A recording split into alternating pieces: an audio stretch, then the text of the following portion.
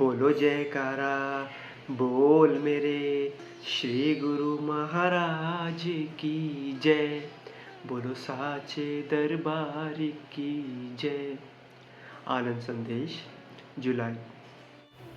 श्री प्रथम पातशाही जी महाराज जी के श्री वचन हैं, यदि कलयुग में सुरत शब्द योग की साधना तथा गुरु भक्ति की ओर ध्यान दिया जाए तो थोड़े समय में आत्म साक्षात्कार किया जा सकता है। भजन अभ्यास। सकल व्यापी सुरती में मन पावना गही राख, रोम रोम धुनि होत है सतगुरु बोले साख। संत गरीबदास जी के वचन हैं। गुरमुखों, सज्जनों, आज हम अपनी भीतरी यात्रा को आरंभ करने जा रहे हैं। हमारी सुरती बाहर बहुत भटक ली।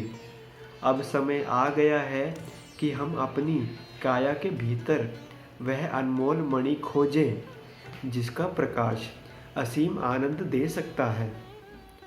सबसे पहले हम अपने सद्गुरु को स्मरण करते हैं जो हमारे भीतर के अंधकार को मिटाने वाले हैं।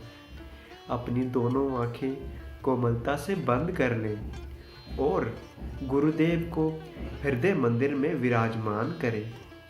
अनुभव करें कि गुरुदेव एक दिव्य ज्योति के समान हैं जिनकी प्रकाश रश्मियाँ आपके अंतर मन को प्रकाशित कर रही हैं। अब धीरे धीरे अपनी चेतना को दोनों नेत्रों के मध्य ऊपर हृदय स्थल पर ले आइए। मन की समस्त वृत्तियों को परिणाम पावन में उठने वाली धुनी में रमण करने दें। जब भी कोई विचार आपको भटकाने लगे उसे मणि दीपक रूपी गुरुदेव की पावन छवि में देखते हुए जाने दीजिए। फिर से अपनी चेतना गुरुदेव के स्मरण और हृदय कमल के प्रकाश पर ले आइए। भीतर का प्रकाश धीरे धीरे संपूर्ण पिंड और ब्रह्मांड में व्याप्त होता हुआ महसूस करें। इस प्रकाश में आप हर प्रकार की नकारात्मकता को जलती हुई देखें और उसकी राख बाहर उड़कर लुप्त होती हुई भी देखें। कुछ समय तक इस दिव्य आनंद में डूबकर स्थिर रहें। जब आप आंखें खोलें तो अपने भीतर की शांति और प्रकाश को बाहर भी महसूस करते रहें। यही भीतरी यात्रा का आरंभ है। इसे नित्य जारी रखें।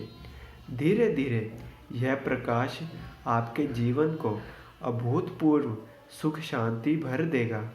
एक साधक की जिज्ञासा। अनेक सिद्ध महापुरुषों के जीवन में कितने कष्ट, बाधाएं और रोग देखने को मिलते हैं। उन्हें दुख क्यों भोगने पड़ते हैं? समाधान: विचारवान साधक जैसा कि प्रकृति के नियम अपरिवर्तनीय है, उनमें चाहे साधारण व्यक्ति हो या महापुरुष, सबको सम्मिलित होना ही पड़ता है। अंतर बस इतना है कि वे इन कष्टों के प्रति आसक्त नहीं होते। संसार की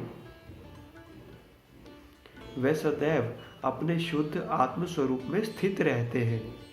संसार की नाटकशाला में सिद्ध पुरुष भी विभिन्न पात्रों का अभिनय करते हैं। इस अभिनव में वे अपना परम शांत, निर्मल और जागृत स्वभाव नहीं भुलाते।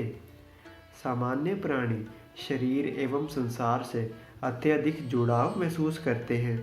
इसलिए जब रोग या विपत्ति आती है तब वे भय, दुख और चिंता से घिर जाते हैं।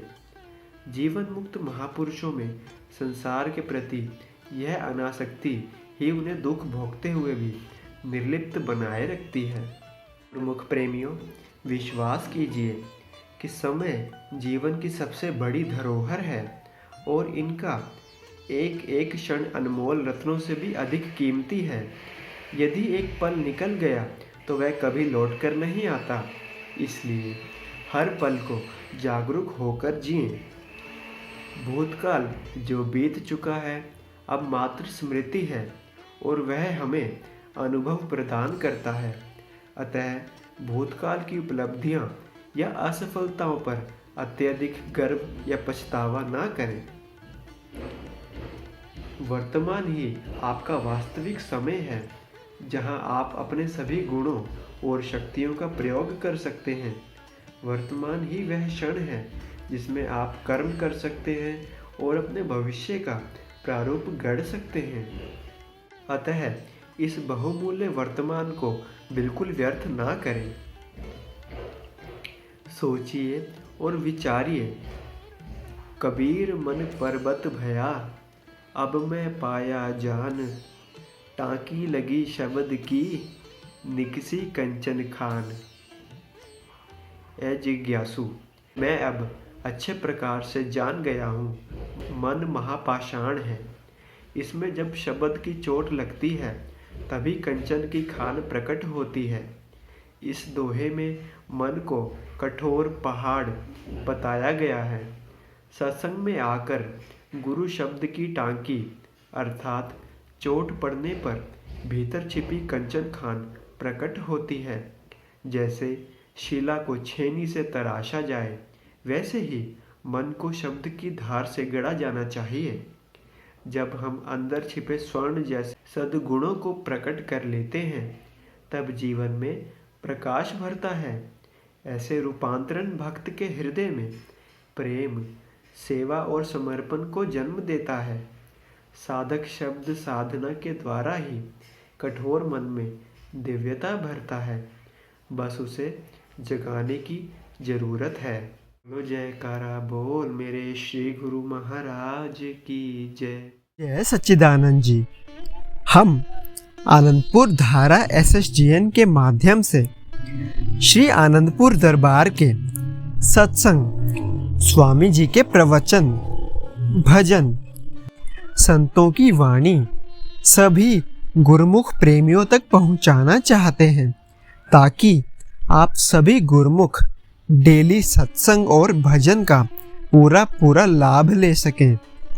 और इसके साथ ही आप संतों की वाणी अपने हर गुरुमुख साथी, गुरुमुख प्रेमी के साथ शेयर कर दें, ताकि सभी आनंदपुर रूपी डोर के साथ जुड़े रहें।